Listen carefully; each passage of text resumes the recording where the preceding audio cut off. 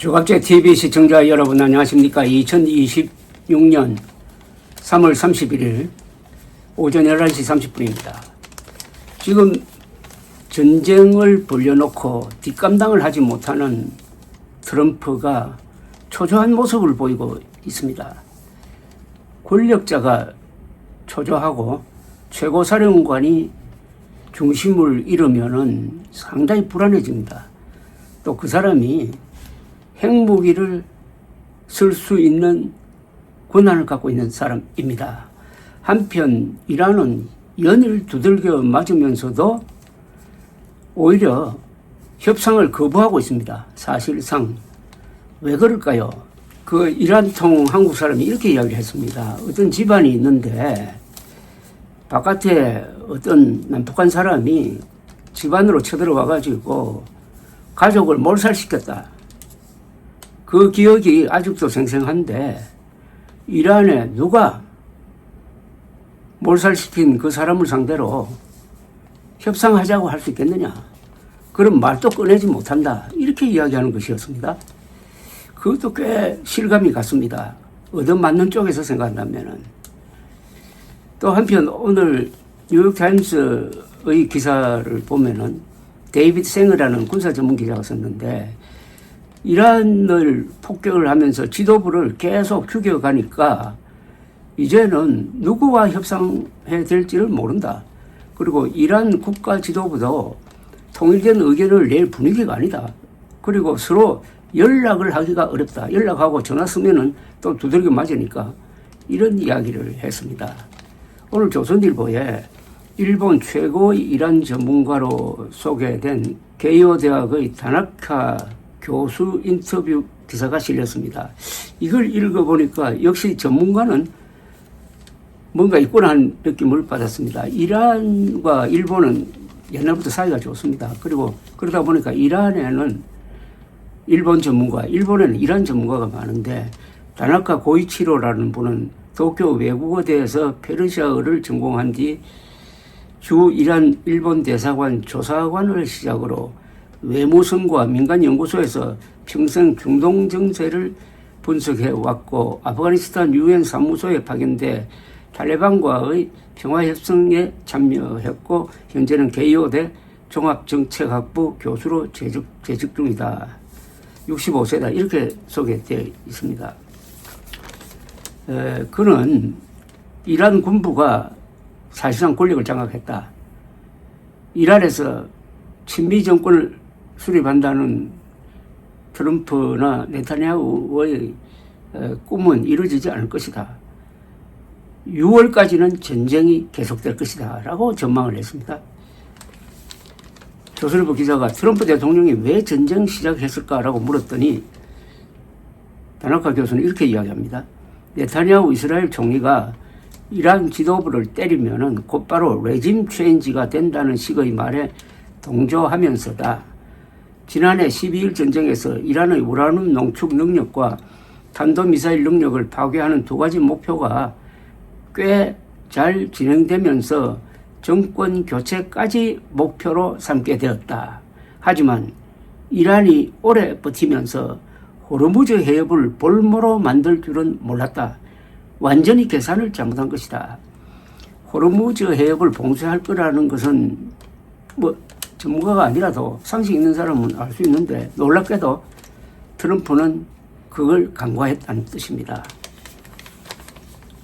현재 이란 권력은 누가 잡고 있나라는 질문에는 핵심은 군부다. 국회의장도 힘이 없다. 군의 힘이 너무 강해서 정권 누구도 군에 저항할 수 없는 상태다. 혁명 수비대라고 특정할 필요도 없다. 지금은 인적 교류가 많아져 정규군과 혁명 수비대가 완전히 다른 조직이 아니다. 라고 했습니다. 이스라엘과 미국의 입장이 다른 것 같다는 기자 질문에는 이스라엘은 정권 교체를 원하지만 트럼프는 처음엔 끝까지 한다고 했다가 딜한다면서 흔들리고 있다. 하지만 미국의 협상 조건이 이란에는 너무 무리한 요구라 성립이 어렵다. 트럼프는 협상이 잘 되고 있다고 하는데 라고 물으니까 다른 공격을 위한 시간 벌기용으로 보인다. 트럼프가 요구하는 15개 조건, 핵 완전 해체, 탄도미사일 동결, 저항축 포기, 이 저항축 포기라는 것은 하마스 헤즈볼라 지원하지 말라는 뜻입니다. 저항축 포기 등과 이란의 요구, 전쟁 배상, 호르무즈 주권 인정 등은 모두 양쪽이 다 수용할 수 없는 내용이다. 전쟁은 4월, 5월을 넘어 6월까지 갈 가능성이 크다. 이게 우리로서는 소름 끼치는 상황입니다. 6월까지 가면은 우리 지금 비축 기름이 동날 수가 있습니다. 그 전에 석유화학 제품이 끊어질 수가 있습니다. 트럼프는 출구 전략을 찾는 것 같다라고 물었더니 이분은 트럼프 입장에서 중요한 것은 체면이다. 전쟁 전 핵 협상에서 이란이 엄청난 양보를 했다고 한다. 동석했던 오만 영국 인사들도 놀랐을 정도다. 그런데도 전쟁을 해버렸으니 더 나은 성과가 없는 상황에서 그만두자고 말하기도 어렵다. 트럼프가 코로나를 몰랐다는 겁니다. 호르무즈 해협은 어떻게 될까? 게이오 대학교 다나카 고이치로 교수는 이렇게 대답을 합니다. 힘든 상황이 지속될 것이다. 현재 기뢰는 설치되지 않은 것으로 보고 있지만 이미 공포심만으로 통행은 불가능하다. 이란은 원래 호르무즈 해협이 국제해협이라는 걸 인정하지 않았다.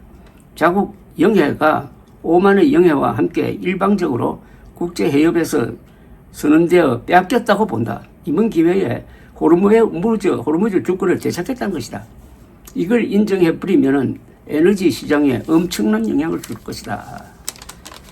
기자가 정권교체 가능성은 없나고 물었더니 이분은 이렇게 이야기합니다. 친미 정권이 들어설 가능성은 없다.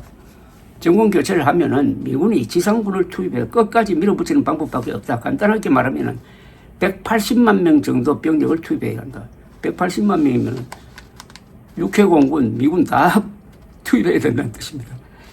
이라크 전 아프간전 때 정권교체가 성공했던 것도 지상군이 들어갔기 때문이다. 그런데 이란의 국토 크기는 이라크 아프간의 3, 4배나 되고 인구는 이라크 아프간의 2배를 넘는다.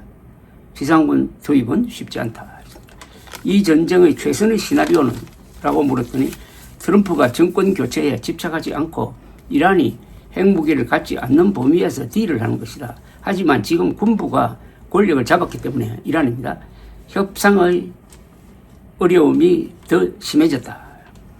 전쟁 장기화로 이란군이 무너진다면 어떤 사태가 나느냐. 민주정권이 들어설 가능성이 제로는 아니지만 오래 못 갈 거다.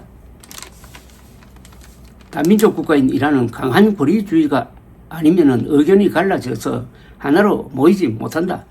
소수민족의 무장봉기, 내전 가능성도 있다. 내전이 일어나면 중동 주변국에는 지금보다 훨씬 더 큰 골칫거리가 된다. 파키스탄이 열심히 중재하려 하는 것도 그 때문이다. 일본, 한국 등은 트럼프의 파병 압박을 받고 있는데 라고 물었더니 아무리 미국이라도 잘못된 일을 했을 땐 동맹국이 그건 안 된다고 말해야 한다. 특히 내가 말하면 다 된다고 생각하는 트럼프에게는 더 그렇다. 조선일보 도쿄 특파원 류정 기자가 인터뷰를 했습니다. 이 상당히 선명한 전문가만 할 수 있는 확실한 자신 있는 전망을 하고 있습니다. 뭐 그렇게 꼭 이루어진다는 건 아니지만은 거기에 대비를 해야 되는 건 사실이죠. 6월까지 이 전쟁이 가면은 기름의 70%를 호르무즈 해협을 통해서 수입을 하고 있는 한국은 어떻게 됩니까? 이미 석유화학 제품이 동인하고 있습니다. 전 산업에 영향을 미칩니다. 그런데도 이재명 대통령은 최근 재생에너지를 만들어야 된다고 합니다. 풍력 아니면 태양광인데 그것 가지고 부족한 기름 메울 수가 있습니까? 원자력 발전만이 기름을, 가스를 대체할 수 있는 유일한 수단입니다. 그런데 문재인 전 대통령이라는 호칭도 붙여주기 아까운 사람인데 이 사람이 탈원전 정책을 펴면서 그 5년 동안 원자력 발전소를 죽이고 가동을 중단시키고 하는데 총력을 기울였다가 골든타임을 놓쳤습니다. 그때 원자력 발전소를 충분히 지어 놓았으면은 이번 이 석유 쇼크에 대해서는 상당한 내성이라든지 완충 능력을 가질 수 있었는데 우리 역대 대통령 중에서 절대 용서할 수 없는 두 사람이 있다면 문재인과 윤석열일 것입니다. 감사합니다.